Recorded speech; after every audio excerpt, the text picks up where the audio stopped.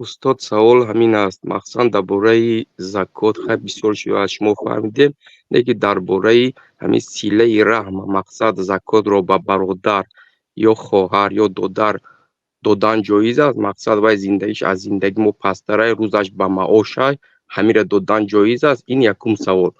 دوم سوال همین است که ما میگویند که صدقه با دست راست و با دست چپ نفهمد میگویند. مقصد ما دیده دانسته بودیم زکات به برادرمون تیم شاید او قبول نکنه، باید شرم داره قبول نکنه. میتونیم که زکات ما پنهانی به هوای تیم مقصد کی روان کردنش نفهمد. سوال همین است. بسم الله الرحمن الرحیم. اما مسئله صدقه دادن و زکات دادن به برادران و خواهران، بله، اگر آنها مستحق زکات باشند، سزاوار زکات باشند، یعنی فقیر، مسکین، قرضدار، عموما به همون 8 گروهی که الله تعالی آنها را نامبر کرد در زیر همون 8 گروه موافقت کنند و نمازخوان و صالح باشند، بله زکات داده میشد برای آنها. لیکن مسئله زکات از مسئله صدقات عادی، صدقات نافله فرق میکند. بنابراین خوبش این که انسان بگوید که این زکات است، برای آن که آدم ها نمیداند حقیقتی شرایط آدم های دیگر را. برای چی؟ علال خصوص پولی آدم را کی در خانهش چقدر پول دارد، این غالبا مخفی هست. این آدم ها برآمده نمیگن چند پول در خانه دارد. شاید یک آدم ظاهرا کمبغل است و در خانه پولی بسیار دارد. من دیدم امروز من یک کسی پرسید که گفت که در خانه $10,000 پولی نقد داشتم و من یک آدم 10,000 روبل روسی داد زکات گفته قبول کردم. یعنی نفهمیده قبول کردم، گفته سوال کرد. خلاصه یعنی که ظاهرش کمبغل است ولی باطنش در خانه $10,000 پولی نقد داشته است. و بعضی آدم ها ظاهرشان پولدار، از سر و لباسشان، از یعنی که نمودی ظاهرشان پولدار میتواند، چقدر که الله تعالی میگوید که شخصی جاهل گمان میکند که این آدم بای گفته فکر میکند از سببی آنکه وی نمیپرسد، نه کرته مانده است، نه اعلام میکند، نه پول میپرسد. شخصی جاهل فکر میکند که الله تعالی میگوید در سوره بقره این آدم بای از گفته فکر میکند من التعفف، از سبب پاکی او از پرسیدن نمیپرسد. و واقعا شخصی مسلمان اگرچه لباس قیمت خریدن امکانیت نداشته باشد و لباس مثال معتدل و معروف پوشد هم باید پوشد و خود را رنگی درویش نکند. در یک روایت آمده است که حضرت عمر یک شخصی را دیدن که لباس های بسیار صفتش پست پوشیده است و در دستش عصا، میانهاش خم، از مردم گدایی میکرد. گفتن که تو مسلمان هستی؟ گفت آره. گفتن این را برید 5 دره زنید، این آبروی مسلمان را ریزانید است.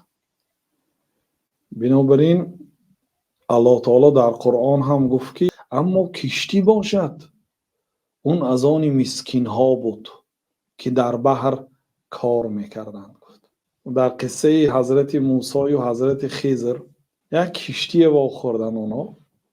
حضرت خضر کشتی را، اون کشتی که از این طرفی ساحل اون طرف گذاشتن، کشتی خدمتاشون کرد، با در آخر یک تختش کنده پرتافتن، کشتی خراب کردن.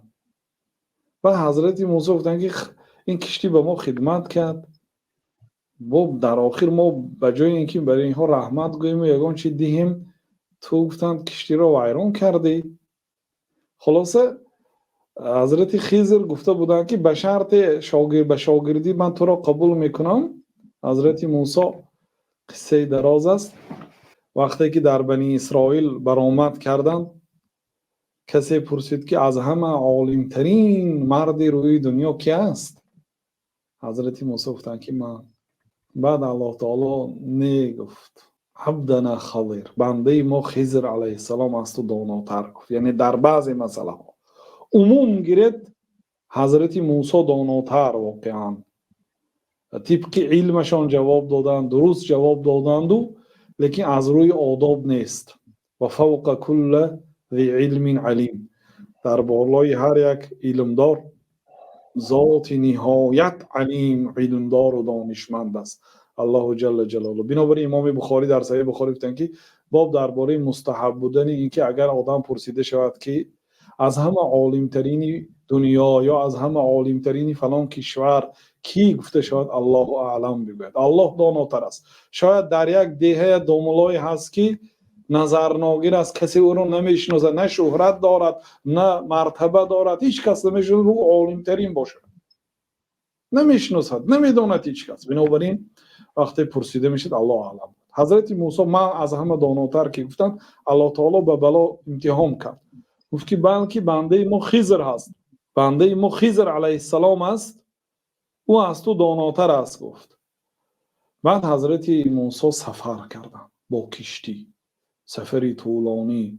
بعد اینکه به مرتبه پیغمبری و مرتبه کلیم الله خیلی بلند مرتبه داشتند. بعد حضرت محمد و ابراهیم سیومین شخصیت در دنیا، شخصیتی که قدری بلند در نزد الله تعالی دین حضرت موسی علیه السلام است.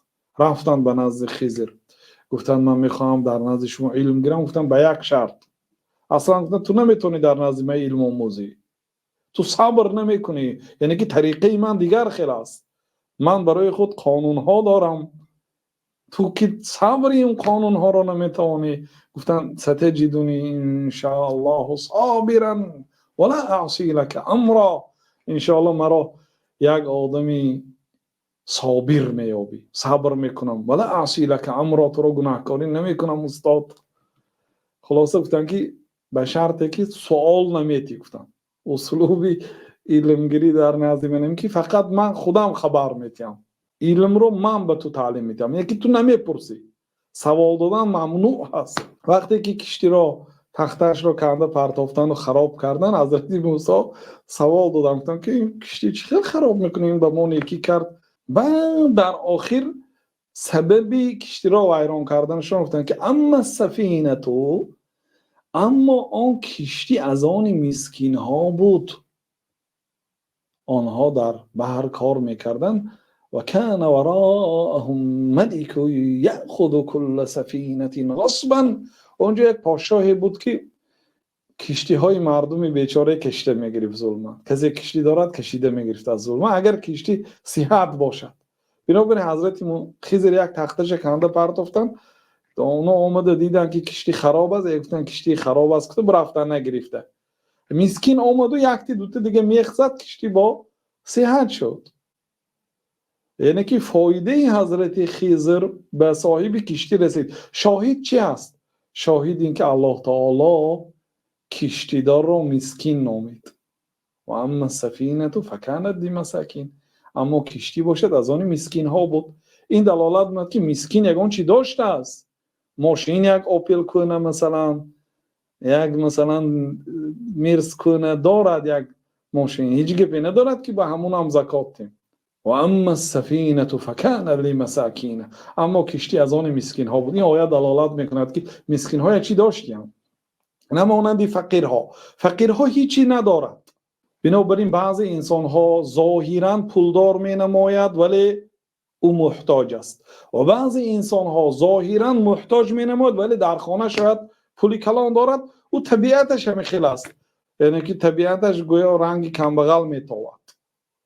بعضی ها میگن که obraz жизнь، بعضی ها پولی مول دارد و رنگ کمبغل زندگی میکند، پولای از روسیه گسیل میکند به تاجیکستان، در اونجا قصری 3 اتاژه دارد، در اینجا در واگنچه زندگی میکند. زن و بچهش 30 سال سین در تاجیکستان است بیچاره، فقط عذاب در جایگاهی تنهایی، دور از زن و فرزند، لیکن پولی کلان دارد. یعنی که پول دارد و حیاتش مثل کمبغلانه است. یعنی اینم نادرست است این خیلی اسلوبی زندگی. خلاصه به برادر و خواهرانتان زکات داده میتونید.